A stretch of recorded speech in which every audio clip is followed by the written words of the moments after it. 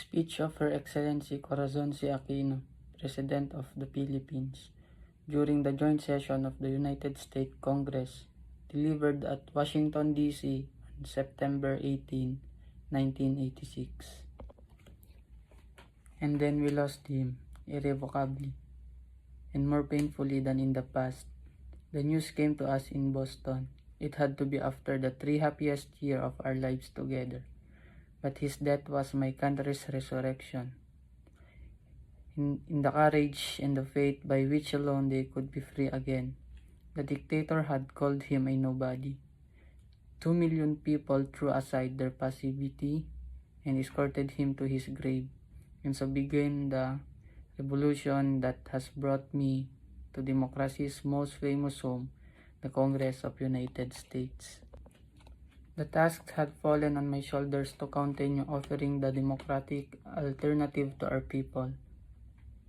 Archibald MacLeish had said that democracy must be defended by arms when it is attacked by arms, and by truth when it attacked by lies. He failed to say how it shall be won. I held fast to Ninoy's conviction that it must be by the ways of democracy. I held out for participation in the 1984 election. The dictatorship called even if I knew it would be a ridge.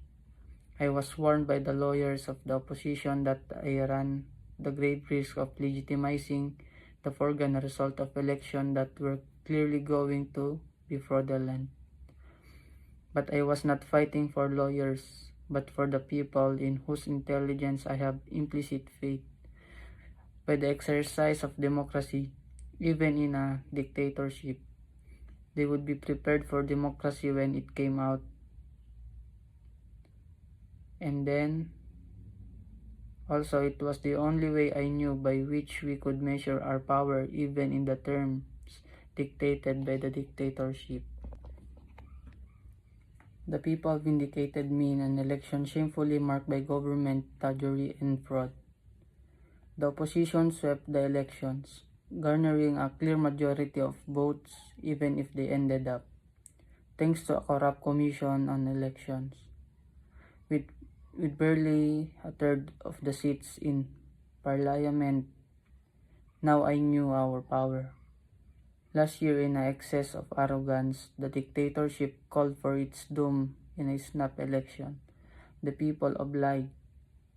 With over 1 million signatures, they drafted me a challenge the dictatorship, and I obliged them.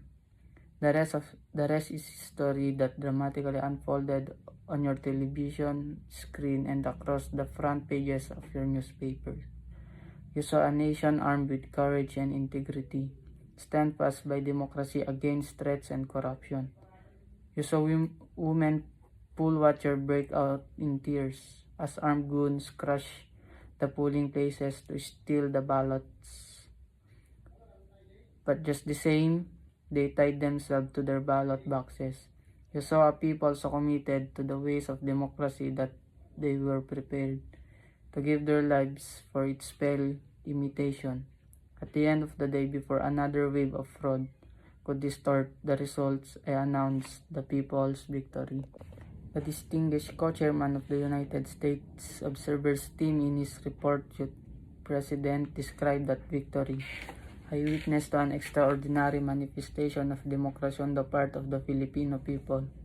The ultimate result was the election of Ms. Corazon C. Aquino as President of Mr. The key point of this speech is to highlight the triumph of democracy in the Philippines led by Corazon Aquino. Following years of dictatorship, it emphasized the courage and determination of the Filipino people in standing up for democratic values, even in the face of fraud, violence, and oppression.